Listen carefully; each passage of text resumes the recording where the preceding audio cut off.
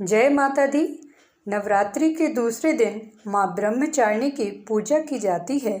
इस दिन उनकी कथा सुनना और उनका स्मरण करना बहुत शुभ माना जाता है। बोलिए माता ब्रह्मचारिणी स्वरूप की जय। माँ दुर्गा की नवशक्ति का दूसरा रूप ब्रह्मचारिणी का है। यहाँ ब्रह्मा का अर्थ तपस्या से है। माँ दुर्गा का यह स्वरूप भक्तों और सिद्धों को अनंत फल देने वाला है। इनकी उपासना से तप, त्याग, वैराग्य, सदाचार और संयम की वृद्धि होती है।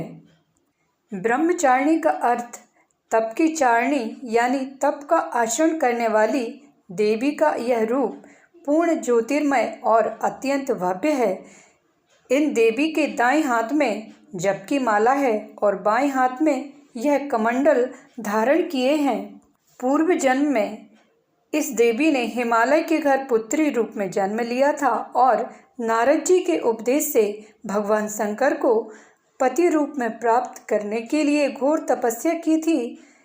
इस कठिन तपस्या के कारण इन्हें तपचारिणी अर्थात ब्रह्मचारिणी नाम से अभिहित किया गया।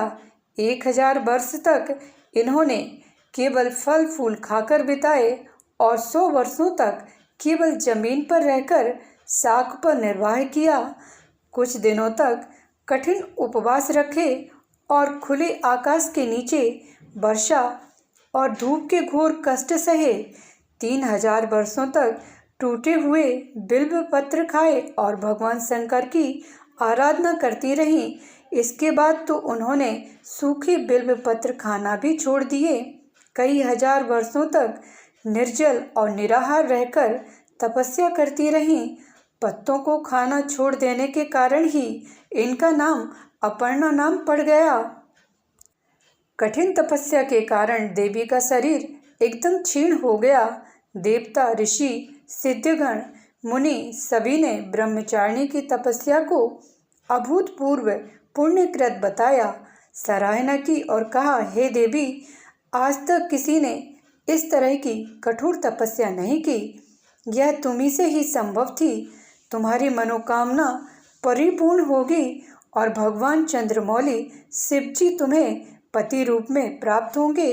अब तपस्या छोड़कर घर लौट जाओ।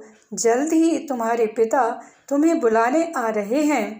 इस देवी की कथा का सार यह है कि जीवन के कठिन संघर्षों में भी मन विचलित नहीं होना चाहिए। माँ ब्रह्मचारिणी देवी की कृपा से सर्व सिद्धि प्राप्त होती है।